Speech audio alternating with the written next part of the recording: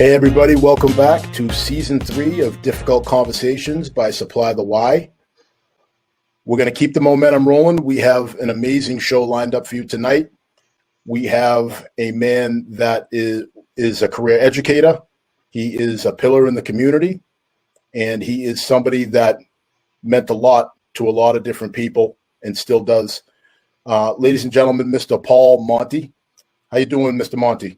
Good evening, everyone. Good evening, Dean, and thank you for having me on. It's the pleasure's mine. Call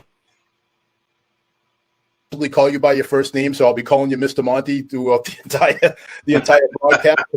It's just how I know you. It's just I just couldn't fathom because of the respect I have for you, even attempting to call you by your first name. So don't ask because I'm not going to do it. And show is it's difficult, but it's a little different than things that I've done in the past, where we are going to be talking about duty, honor, and sacrifice that comes along with not only military members, but military families as well. So here's a little clip to tell you a little bit about Mr. Monti and why he is the perfect person to have this conversation with. So check this out. True.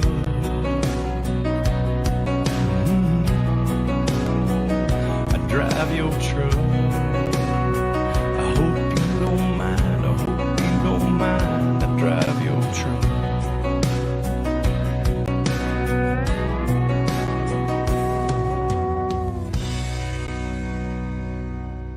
Lee Brice has a #1 country music song called I Drive Your Truck. And that all began when Connie Harrington, songwriter from Nashville, Tennessee, heard me doing a radio interview with NPR Radio for Memorial Day in 2011. During the interview, they asked me how I keep my son close, and one of the ways I said was, I drive your truck. So Connie ended up writing that line down while she was driving on the highway, and just about drove off the highway as tears filled her eyes. And then they found Lee Brice, and he recorded it and became #1. Then they tried to search for me. After 2 years, they finally were able to find out who did the interview, and Connie called me and went down to Nashville for the #1 party, and that's how it all came to be. That's Jared's truck. It's a Dodge Ram 2001. I drive it every day. This is my vehicle, even though it burns a lot of gas. It's comforting for me to be in the vehicle that he rode. And so, you know, I do keep it up. I did put a new engine in it last September, just to keep it on the road. And I will keep it on the road as long as I possibly can. The most comfortable thing is, you know, having his DNA around me. I drive your truck.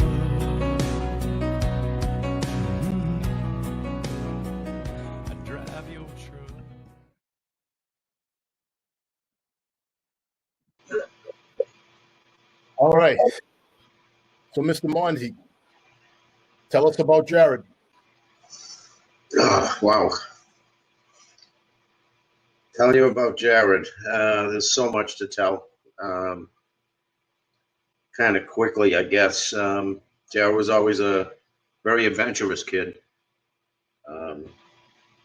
There was never a tree that was too tall or a hill too high or a river or creek too wide for him to climb up or go over. Always on the adventure, loved that.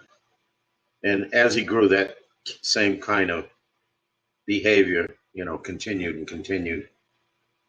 One of the things, I think the most important thing that I noticed about him growing up, other than the fact that he had this tremendous humility, his team would win a trophy in baseball or basketball and, you know, have their picture taken. And where's he? He's hiding in the back somewhere.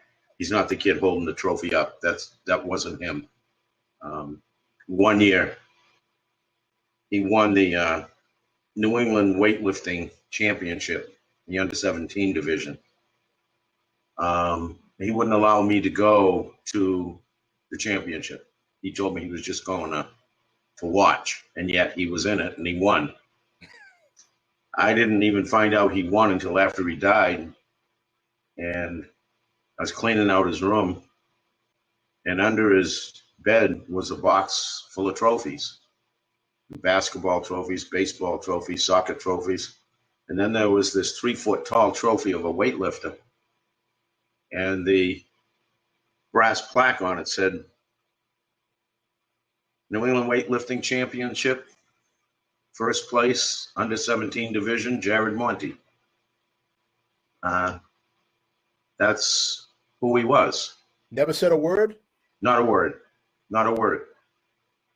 He actually ended up with 35 medals from the military. Never wore them. They all went in a sock drawer somewhere. One day he came home from school and he asked me, "Hey, Dad, can I cut down one of those trees in the front yard?" I had a half a dozen spruce trees in the front yard. I was going to get rid of them because they block my view. So, I said, "Well, what do you want that for?" He said, "Well, me and the guys, we want to have our own Christmas tree." Fine. Okay, go ahead, son. Again, after he died, one of his buddies came up and said to me, "Mr. Monti, remember the Christmas tree?" And I said, "Yeah, what about it?" He said, "Well, that wasn't for us guys. Jared had found a single mom in town with 3 kids, and they weren't going to have a Christmas at all. So he brought the tree to her, bought a stand for it, bought lights for it and decorations, then bought presents for her and for the kids, and then Christmas Day went over there and cooked Christmas dinner for her and the kids and told nobody about it." And this kind of scenario played throughout his entire life. He lived his life by 3 basic principles. And every time I speak about him, I mention them because they're so important, and they're so important for kids today. First one was always try your hardest. And he did that. And it didn't matter whether it was sports, schoolwork, or anything else. The kid always tried his hardest. The second principle he lived by was never give up. That was another thing that he did. Again, whether it was sports or school, if he's having trouble with math, he didn't give up and throw the book aside. He went at it and went at it and went at it because he wouldn't give up, ever, no matter what. And his last principle, probably the most important one, was always do the right thing. And so when he saw something wrong, he did the right thing. One day he was down in Fayetteville, North Carolina, when he was stationed with the 82nd Airborne. And he and his buddy were in downtown Fayetteville. It was a cold winter night. And they were walking along, and there was a homeless guy in the street. And he asked the boys if he could have some money to buy a cup of coffee. Well, Jared takes off this brand new Abercrombie and Fitch shirt that he had just gotten and hands it to the guy and said, "The coffee will keep you warm for 10 minutes. This shirt will keep you warm all night." That's what he did. It was the right thing to do. Incredible. Yeah, I came home one day. I remember I looked in his bedroom and his bed was gone. And when I got to speaking with Jared, "Where's your bed?" "Well, Dad, one of my friends got kicked out of his house and he's living at somebody else's house, but he has to sleep on the floor. So I gave him my bed, Dad, because I don't mind sleeping on the floor." I don't know who does these kinds of things. Again, in North Carolina, he and his buddies, they had their own place to live. So they furnished it. They went out and spent a lot of money on furniture. His 2 other roommates come home and the kitchen set is missing. And Jared comes home and he's, "Monty, where's the kitchen set?" "Well, I was over one of my soldiers' houses today and his kids were eating on the floor. I figured they needed it more than we did." And then he reimbursed the 2 guys for their part of buying the kitchen set. And these are all stories that permeate through his whole life. When we sent him care packages, when he was in Kosovo, when he was in Korea, when he was in Afghanistan, he'd open them up and pass everything out, not just to his soldier buddies, but mostly to the children in the area where he was, because it was the right thing to do. And when you come to the day of the end of his life, what happened? Well, there's a soldier out there in the middle of nowhere being shot at by the enemy with no cover whatsoever. And he gets up and he runs out to save him, not once, not twice, but 3 times. And why did he do that? Because it was the right thing to do. And because going out 3 times was because he had to try his hardest and because he couldn't give up. And those principles ended up costing him his life. That's what I deal with. And I often ask myself, did I do the right thing? How so? We're bringing him up to be that way. Maybe he'd be alive today. That's the thing I have to live with. Well, Mr. Monti, I can tell you on behalf of everybody watching, on behalf of anybody who's ever met you, you can't put that on yourself. By raising, you can't. You by raising a child to be honorable. This is, I mean, I have 3 young kids, and I only hope that my children end up being a fraction as honorable as what you're describing. And you know, Dean, I don't make up stories. These are true stories, and I could go on and on and on. It's you want to talk about courage, Dean? So you were a basketball player. Yeah, once upon a time. My son was a fabulous basketball player. He led the CYO league in scoring. But when he went to middle school, he was the last person cut from the basketball team. All the other players on the basketball team decided they were going to quit the team because Monti didn't make the team. He got them together and screamed at them and said, "You're not quitting any team. You're on the team. Don't worry about me." The next year, he tried out again. He was again the last cut. Okay, time to give up, right? Oh no. The third year, his last year in middle school, he tried out again. He was the last cut. But the coach asked him if he would stay on and be the team manager, keep the books, that he could warm up with the team before games, but he couldn't play. He had no uniform. He did that. And after the second game, the coach found a uniform for him so he wouldn't look funny in the warm-ups. And then after the third game, he started playing in mop-up time. And by the end of the season, he was outscoring some of the starters. And that coach said at the awards night, at the end of school, that Jared Monti was the biggest mistake he ever made in his 25-year coaching career. Jared never complained. He just kept trying. He couldn't give up. I'm speechless. I have to live with it. You're speechless. Yeah. So let me ask you this. So at some point there must have been a conversation between you and Jared when he said, "Dad, this is what I want to do after high school." Can you take us through that? Yeah, when he was a junior in high school, he came home and said, "Dad, I want to join the military." And I said, "Well, I don't think so. You're going to college, son. You got great grades. But Dad, you can't afford to pay my tuition." I said, "Jared, look, I'll just take on another job. Don't worry about it." But Dad, you're already working 2 and 3 jobs. Let me do this. Now, because he was only 17 at the time, I had to sign his papers. And I did. So between his junior and senior year in high school, while all his buddies were out at the swimming hole and having a great time, he was at Fort Leonard Wood, Missouri in the dirt, dust, heat, and humidity doing the first half of his basic.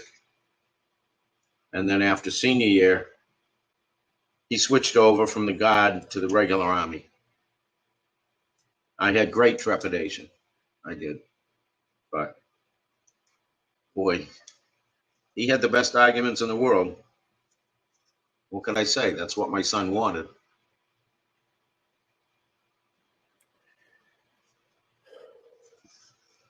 So he makes it through basic. He gets assigned his initial duty. What was his initial duty when he got assigned out of basic?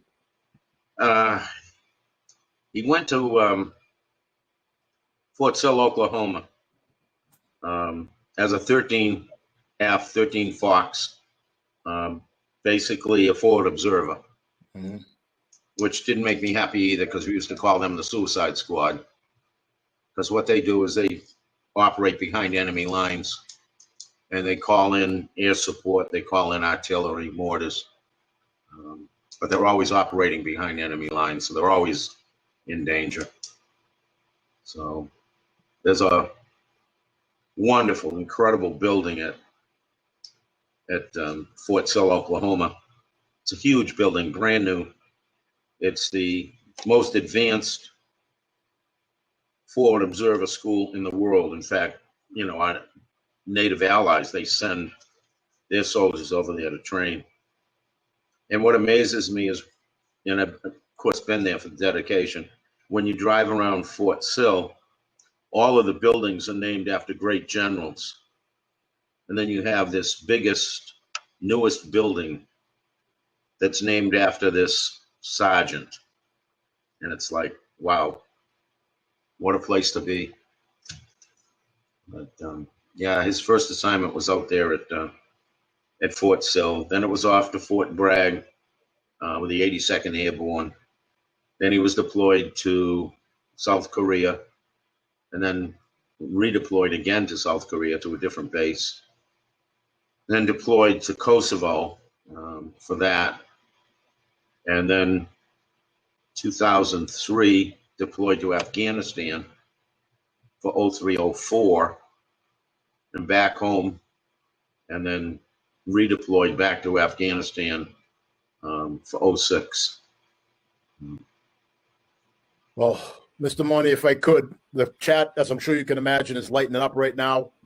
There's one comment that's really jumping out at me right now. It's from Matt. Matt says, as a combat infantryman and someone who has felt some loss and similar feelings as Mr. Monti, you have to remember that what makes these people great and honorable is what you love about them.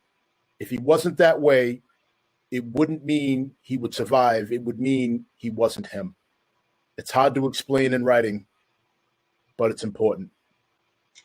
And I just think that that's such a wonderful, thoughtful comment. I don't know the gentleman that put that in there, but thank you, Matt, for that thoughtful comment. Dean, the most important thing to me is when those that served with him get in contact with me, and they still are after all these years, and tell the wonderful stories of him. And it's not always so much as, the G.I. Joe stuff, because he wasn't a G.I. Joe. He was just the opposite. But the stories of the things he did and how he made other soldiers better soldiers. Like they were climbing a mountain in Afghanistan, and they had a new recruit with them. And this kid kept lagging behind. Jared, who always led from the front, went back to see what was going on with the kid, and he said, Sergeant Monti, I can't make it. I can't do this. Now they're all carrying 70-pound packs. But Jared took the kid's pack off his back and put it on his own back with his own 70-pound pack and walked the kid up the hill. And when they got close enough to the rest of the group who had stopped to rest, Jared took the kid's pack off put it back on him, and allowed the kid to walk into the group with the pack on and never said a word. Who does that stuff? Somebody who embodies what true leadership is does that. Yeah. You're going to make me cry here. You know what? You might not be the only one by the time this is over, Mr. Monti. Obviously there are no words, but you have to know how much what you're sharing means to everybody. If it means so much. So a lot of your former students are chiming in right now. So class of 1996, I believe, 97 maybe. Hi, Aaron. Yep. Yep. And this gentleman right here, this is somebody who's on the show monthly. He is a former military vet. Well, he's a military vet, and he is a detective sergeant in a jurisdiction north of Boston. And he says, prior to you going live, I watched a video honoring your son's memories. It sounds like he was an honorable man, and I want to say thank you for keeping his memories alive. My last duty station was in the Army, 10th Mountain Division. Climb to glory. God bless. Thank you, Michael. Climb to glory. That's the motto of the 10th Mountain. Oh, is it? Okay. Yeah. Well, I figured it had some sort of meaning. Mike's he's good like that. He's always very thoughtful in his comments. This is another class of 1996, I believe, alumnus right here. Elena Perlin. How are you, Elena? Yep. Great student. Yep. And again, we could go on and on and on. So talk to me about this. So now he's in it. He's in it to win it. He's deployed. How did this affect your family? Well, every day you have hot flutters every day. You don't know. Your child's in a war. You never know what's going to happen. The enemy's planting,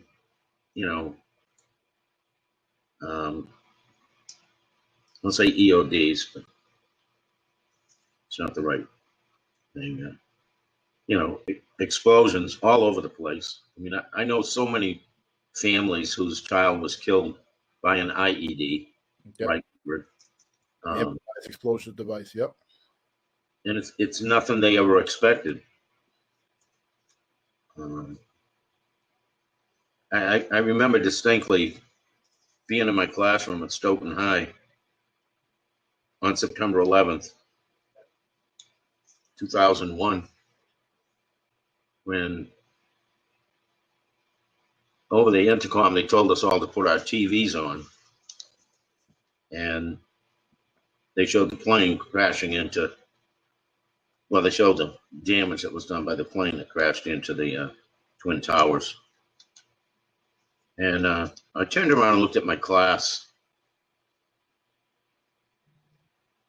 At that particular point, I had freshmen, and they were like, it was something that they looked at with horror, but their emotions were a little different than my next class that came in, which was made of juniors and seniors.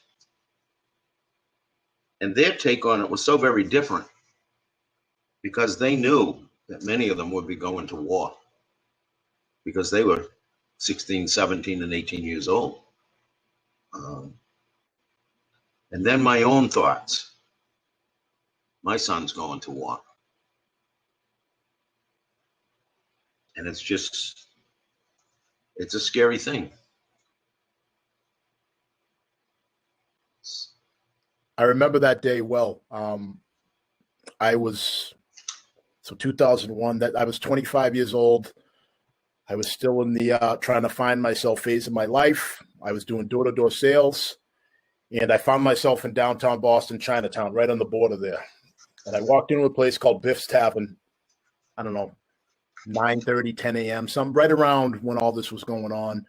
Mhm. And it felt wrong as soon as you walked in.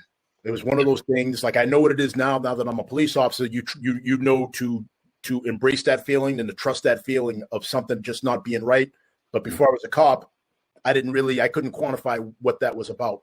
So I walk in, and like I said, it's in the morning. I see all these people in this bar at this time in the morning. And I'm talking working people that look like they were in, like construction workers, things like that. And they're all huddled around the bar area, but nobody's drinking. So I go over looking to make a sale, looking to identify a manager or whatever. And I happen to look over at the TV. And like you said, you see the damage from one of the towers. And within a matter of minutes, downtown Boston turned into something like from out of a movie. I mean, people started pouring out of buildings, chaos. People were screaming, yelling. You couldn't get on you were all trying to get back on the subway so we get out of the city, and you couldn't get on the subway. And it was like something out of a movie. The amount of panic and fear and chaos that was going through everybody there. And it's one of those things, everybody always has that conversation. Where were you when you found out that news? And that's my story. I was in downtown Boston, and I think the real panic set in when people realized that the planes had originated from Boston. That's when everything just went haywire. So, Dean, so many young men and women saw that happen, rushed down to the recruiter's office and joined the military. There was a tremendous rush because, of course, we have an all-voluntary military. We don't have a draft situation. Mm-hmm. And they went because they love this country. They didn't go because someone kicked them in the butt and said, hey, get in there, get in the service. They went because they love the country. And so many of them that came home so damaged, something that people really don't understand, that you can be shot or blown up and come home damaged in that way, that you've lost an arm or a leg or whatever. But it's the invisible damage. It's the PTSD, that the sights and things that you see and the things that you do. We bring up our children with good values. Don't hurt anybody. Don't kill. And then we put a uniform on them and we put a gun in their hands and send them out to kill. And how does a young person that's been taught all their life that killing is bad deal with the fact that now they're killing and they're seeing their friends killed and they're seeing children killed? And how do they deal with that? How would you deal with that? That's the PTSD monster that's there, that they come home with, and why some of them are just so incredibly, lack of a better term, messed up. They need help. Well, it's a perfect segue to what I was going to ask you next. You have all these young people with this unbelievable sense of duty and honor, and they've sacrificed things that the average person couldn't even fathom that the human body even contains. Are we doing enough for our veterans when they rotate back home? No. Nope. Short answer, easy. No, we're not. The VA system, as hard as it tries, is not structured to help these young men and women. First of all, many of them will not seek help. What do we need more of, Mr. Monti? I'm sorry, but we need more mental health institutions to help them. We need to get rid of the stigma of mental health that we have. And it is. I've known so many of these guys. I deal with them all the time. They don't want to go because it's a stigma on their life that someone thinks they're crazy or something. They don't want to deal with that. And so they don't go to these facilities. The military could step in And they could step in as soon as these soldiers come home, or even before they come home, and start a process there of trying to bring them back to civilian life, trying to desensitize them from what they've seen and what they've done. That's what really needs to be done. And of course, that takes money, and I think a lot of our politicians, and I don't like to get into politics, but they would rather spend money on guns and bombs and planes and ships than on the military and the kids. They just don't get it. They just don't get it. And I find that that's a common theme with people. Again, this is not to offend anybody out there, and I'm just going to put it out there. I never served in the military, but in my capacity in my day job, you see, you hear, you smell things that the human body was not meant to endure. Correct. And people, unless you've been in situations like that, it's very difficult to explain to people the way that can consume you. You know, Dean, I belong to an organization called 22 Kill. And people look at that and say, oh, we're going to kill people. No, that number came from the fact that every single day, 22 veterans commit suicide. Every day, not every month, every day, 22 veterans kill themselves because they can't get help. Think about that.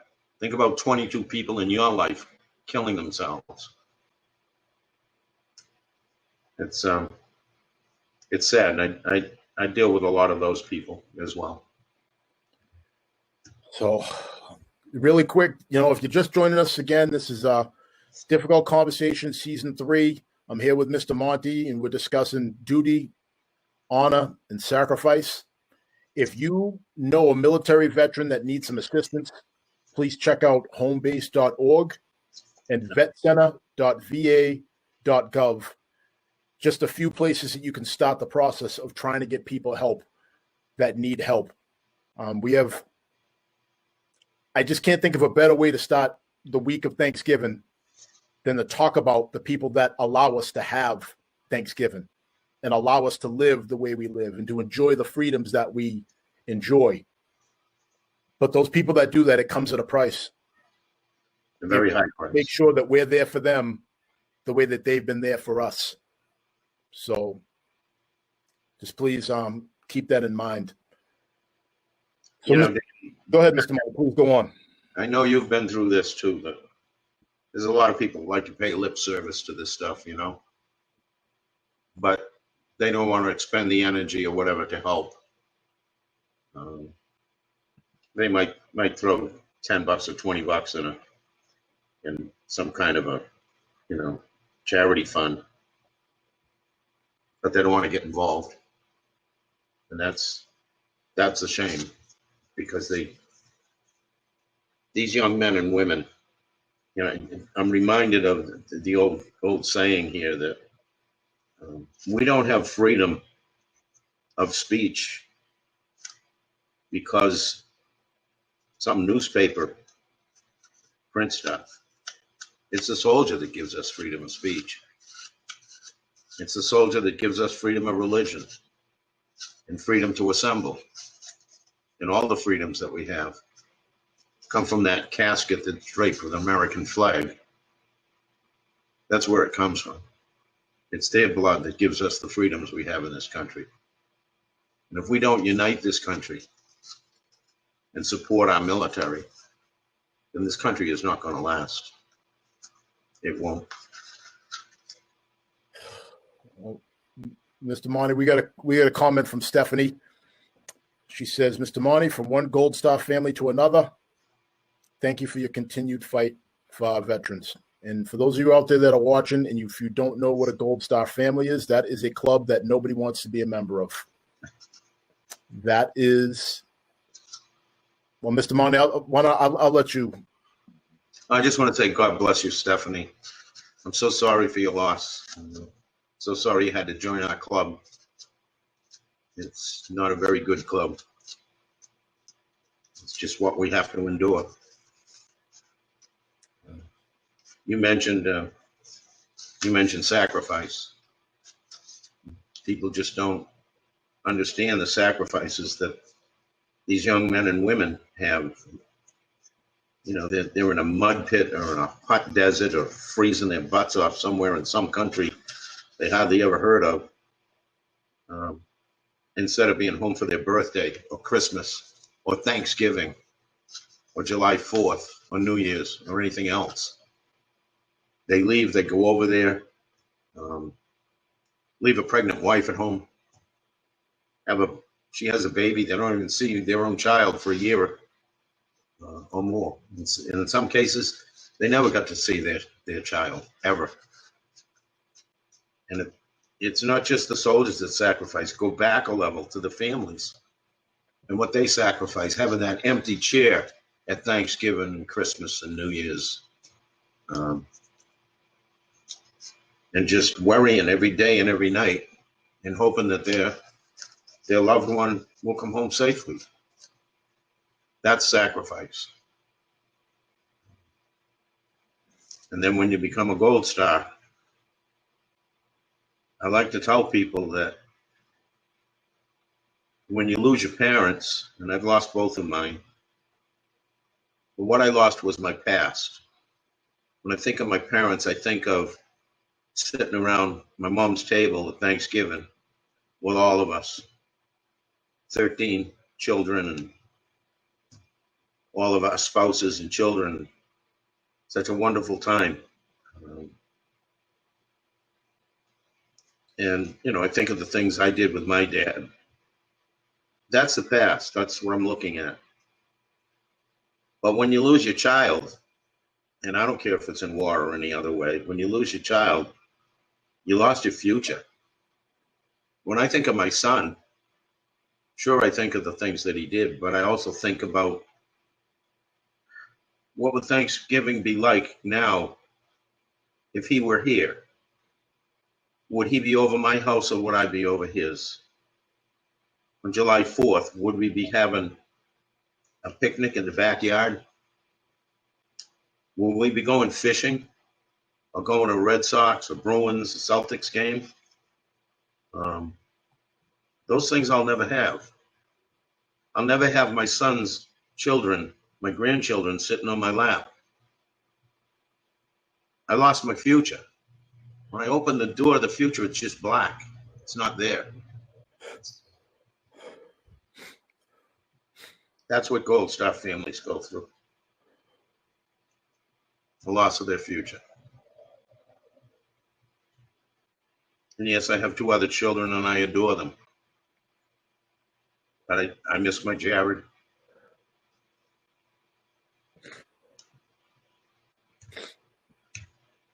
Sorry.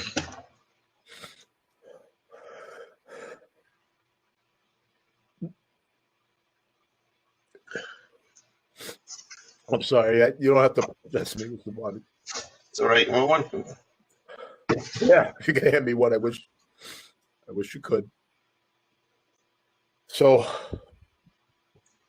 now that I'm a complete puddle, Matt says veterans need access to mental health services, and the VA sets up hurdles, even if a veteran wants help. So beyond the stigmas, veterans need access. Amen to that. Matt, if there's anything, again, if you could put something in the comments, ways that we can help, because I can tell you right now, a lot of us don't know the extent of these issues. You know, I know a little bit more than probably the average person, because a lot of times, like in most problems in societies, they call the cops to kind of mop up when nobody can figure out what to do with a potential issue. But by the time it gets to us, I'm sure a lot of things could have been put in place to prevent it from getting to that point. Mike says, amen, Mr. Monti. It's too bad that folks forget about America's veterans. Thanks for sharing. My heart aches listening to your words. you know, Dean, you mentioned the mental health crisis in this country. A few weeks ago, Some policeman shot a kid to death. He was brandishing a knife, and I'm not saying they were right or wrong, but the kid had definitely had mental health issues, and he didn't get help. And we can even go back to the school slayings in Connecticut, where that kid had mental health issues, and he didn't get help. And the mental health system in this country is broken, badly broken. Believe me, I know. It's You know, being a police officer, definitely. it's I would say conservatively 80% of the calls that we are involved with have some sort of a mental health component. When you also add in substance abuse, both drug and alcohol, which of course, if you are dependent on it, that is a mental health issue. I don't know what the answer is. I don't know how to fix this. I know they closed a lot of these mental hospitals years ago, even before I was on the job. Yep. And this is the ripple effect is what we're seeing now. We have all these people that just don't have the resources. They don't have anything it takes in order to function in society properly with their mental health issues. Now you add in our veterans, like we spoke about earlier in the show, that are forced to see, hear, do, smell, possibly taste things that will change you forever in ways that are unspeakable. All right, so Matt's back. He's got more information for us. Says the VA is a big machine. If you call in and try to set up an appointment, they ask for a referral. Then you have to call another number and another number. If you are struggling, the last thing you need is a runaround in hoops. Absolutely true, Matt. Absolutely true. And you know what happens often, way too often? These vets and other people, they go to a mental health facility and they do see someone. And they walk out with a handful of prescriptions for drugs. Not the help they need, but prescriptions for drugs, because that's the easy way to take care of things. Fill them up with drugs. Get them so loopy that they don't know, that they sit around the house in a chair watching mindless television or something. And I've seen it personally over and over again. I belong to a lot of groups, a lot of veterans groups, and I hear their stories often. And this is so common. Drugs is the answer. Drugs is not the answer. It isn't. It's facilities that can help people. That's the answer. But they go to the drugs as a coping mechanism to kind of numb whatever it is, or to help push back whatever it is that Yep. that seems to be overwhelming them, right? Right. So Matt's back again. Mr. Monti says a lot of veterans find more support from nonprofits that go outside the VA to find immediate, non-traditional treatments. But these orgs need support and help. Do your research and support good orgs. So, Matt, I'm going to speak to that. And I'm with you on the do your research and all that stuff. But we also got to keep in mind the nature of people. Like Mr. Monti said at the outset, the average person, though everybody's feeling it right at this moment, is only going to make themselves just slightly uncomfortable, if at best, in order to help other people. It's just not human nature. It's not. So if you could, please, put a little, if you could put a little bit more in there. And I promise you, I'll pump this out on Supply the Why. I'll pump it out on my personal platforms, and I will do my part and then some. I will make myself uncomfortable to help whatever causes can just even just a little bit alleviate some of these issues, because this is a real problem. Dean, Matt is so correct. A friend of mine runs an organization, nonprofit organization, out in Leominster. It's called Vets Helping Vets. And what they do is they have an open house kind of thing. Everybody comes in, sits down, they're all vets, and they talk with each other. And they have an open mic. And any one of these vets that wants to come up and talk on the mic, they do that. They tell their stories. And the number of vets that have come back to meetings that have come up to that mic and said, this group saved my life. It's amazing that they get to talk to someone that understands what they went through. And that kind of an organization needs help and needs support. Absolutely. So I'm just going to hit the chat real quick. A great supporter of veterans, a man who honors military veterans every single day. Mike said, not everybody forgets our military veterans. And he isn't just talking the talk, man. He is walking the walk. He's out there. He's running with his American flag, and he's always dedicating runs in certain distances to the fallen veterans. His father was a veteran. But Mike, I hear you, man. I hear you. And I know not everybody forgets it, but this problem is so large and it's so thick. We need more. Right. We need more. So, Mr. Monti, do you have any causes that are, important to you? Anything that any charities that you are involved in or anything like that? Well, I'm in a lot of them, but I do run 3 of my own. We have 3 programs. We like to say that we take care of vets from cradle to death and cradle to grave. Our first program is called Celebrate the Military Child, where we try to give the children of soldiers who are deployed something that they can hang on to. For example, we gave this Christmas party that was just awesome. One or both of the parents were deployed, and we had the kids in. We had an armory set up, and the kids were given a large box, all decorated with wrapping paper, and sent around to all these different tables. And the kids were allowed to pick up things, coloring books and crayons and stuffed animals and toys, games, and fill their box. The next section that they would go to was filled with all kinds of hygiene stuff, soaps and shampoos and whatever kinds of things. That was mostly for their parents that were guiding them around. And the parents also got a box, and they filled their box with that stuff. And then they went to a third section, which was all food products, and they filled up their box, and no one left there with an empty box. Everyone left with at least 2 boxes full.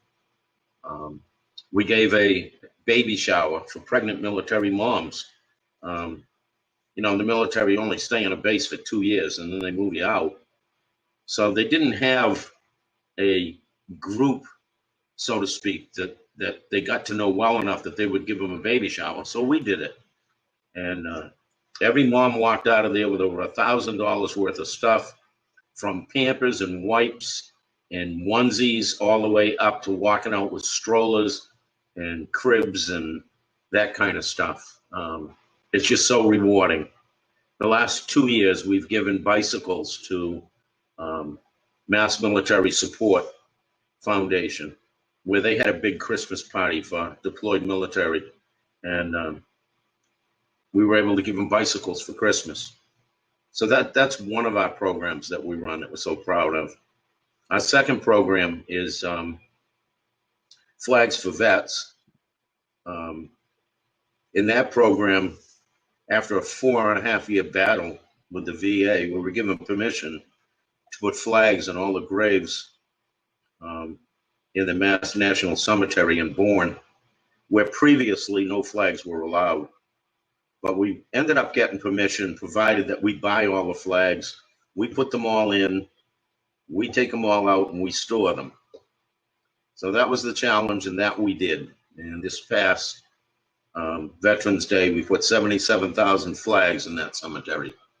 And we do it every Memorial Day and every Veterans Day. And right now, we're actually in the process of buying 80,000 new flags because the ones we've been using are getting worn. So we're trying to do some fundraising for that to buy our new flags. No, the government does not pay for the flags. No, the government does not subsidize us in any way. We do it. And our third program is our scholarship program. This past year, we were able to give out $14,000 in scholarships. We gave, four $2,000 scholarships at my son's high school and three $2,000 scholarships at Fort Drum, New York, which was Jared's last duty station. So yeah, I run three charities myself, and then I belong to other ones. Not think of all the names here running around in my head, but well, Mr. Monti, I know this is going to seem like the shoes on the other foot here.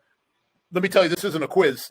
You know what I mean? As much as I would love to turn around to somebody who was a teacher in high school and tell them that I'm quizzing you, this is not a quiz. So if you can't come up with it right now, no big deal. What you can do is, as you think of them, just reach out to me, and I will pump these out on the Supply to Y page as they come out. So don't feel like you gotta rattle them all off now. You know, well, there's Mass Fallen Heroes in Boston, which also has another program called Veterans Edge, where they help veterans find jobs and support. There's Mass Military Heroes. There's Friends of Massachusetts Military. You know, I'm on the board of directors on a bunch of these, and you know, they're all good. I wouldn't be there if they weren't. Well, Mr. Monti, I got a great question for you. It says, Mr. Monti, do you accept help with the flag placement? We would love to get our family and kids involved, if that's possible. I don't know if there's an age thing or what. We have no age thing. The pride that we have is the number of people that show up to help us, all voluntary, don't have to register. We always do it the Saturday before Memorial Day, the Saturday before Veterans Day. We pick up the flags on the Sunday after Memorial Day, the Sunday after Veterans Day. We've had as many as 5,000 people down there helping us putting the flags in, which is amazing. But what's most amazing is who comes and helps us. We've had people in their 90s down there trying to put a flag on their loved one's grave. We have babies in strollers. We have entire families, the grandparents, the parents, and the kids. We have motorcycle clubs that come. We have football teams and hockey teams that come and help us out. Boy Scouts, Girl Scouts, old, young, in between. It's such a great cross section of America, and shows that, yeah, there's a lot of people out there that really do care, but they need something to rally around. And they rally around this project and come down. So a little more difficult this year with COVID. We just did it for Veterans Day. We had to make all kinds of provisions in order to be able to do it. But we did it. We put in 77,000 flags, and we took them all out. So it's a great program. We're very, very proud of. Well, like I said, you have my word. First of all, first things first, you're gonna get a donation from Supply the Y. Let me be the first to. I'm gonna do a $100 donation from Supply the Y just to get things started, and I would encourage others. Again, give what you can. You know, if you can only give a couple bucks, then a couple bucks. Like there's no judgment here. You know, my father used to have a perfect saying for this exact scenario. My father used to say, "Some of something is better than none of nothing," and that's absolutely right. Let me tell you something else, Dean. We accept no corporate donations. I don't want to be beholden to some company that's going to give us a donation and then demand that we put their logo up. That's not what it's about. All our donations come from grassroots people. Some will give us $100, some will give us 20. And some little kid will show up with a jar full of coins that he saved all year long and put it in the donation bottle. And we will reach our goal. We need to get $80,000 to get our new flags. It's $1 a flag, but we'll get it. We'll get it, thanks to the generosity of the wonderful people of this great country. Well, I'm honored to be able to contribute just in some small part to this. And it looks like we have somebody else that's already looking to stand shoulder to shoulder with me on this. Karen from Meeting House Mill says Meeting House Mill Gift Shop will also donate. So, yeah, let's get this started right. We're down to the last 90 seconds of the show. It's been All right. Anyone that wants to donate, let me give you an address. They want to send it to the SFC, Sergeant First Class, Jared C. Monti, Charitable Foundation, in care of Paul Monti, 408 Center, Center Street, Raynham, Raynham, Massachusetts, 02767. And you want to put in the memo area whether you want your donation to go to Flags for Vets, Celebrate the Military Child, or scholarships. Or if you don't really care which one it goes to, just leave it blank and we'll put it where we need it. We were not able to do any fundraising this year, so our funds are down, but we'll get there. Well, Mr. Monti, I speak on behalf of everybody in the chat. We hear you loud and clear, and we're with you. And Thank you, Dean. Thank you for having me on. I appreciate it. I can't thank you enough for coming on here. And I'm sorry for ripping off the Band-Aid and exposing this, but the good you did by being able to come on and share your story, especially a few days before Thanksgiving at a time where people really need to sit back and remember what that holiday is all about. I can't thank you enough for that, Mr. Monti. You made me a better person for having this conversation. And I just have all the respect in the world for you. I really do, man. I got time for one more plug in here? Of course you do. Okay. A friend of mine, a kid I graduated from high school with, came to see me about writing a book about Jared. Now, I had already turned down 3 authors because I didn't want a G.I. Joe book. I didn't want a Forrest Gump book. So he asked me how to write it, and I said, you're going to write about the humanitarian Jared, and he did. And you can get the book on Barnes & Noble, or you can get it on Amazon.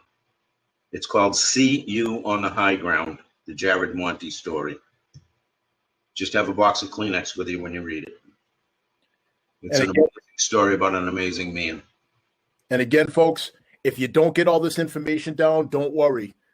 We replay all the broadcasts on the YouTube channel, on the Facebook channel, Apple, Amazon, and Spotify. This is most definitely going to be on all of those. And I'm going to get with Mr. Monti afterwards, and I'm going to give an old teacher some homework and to have him kind of put all this down for me.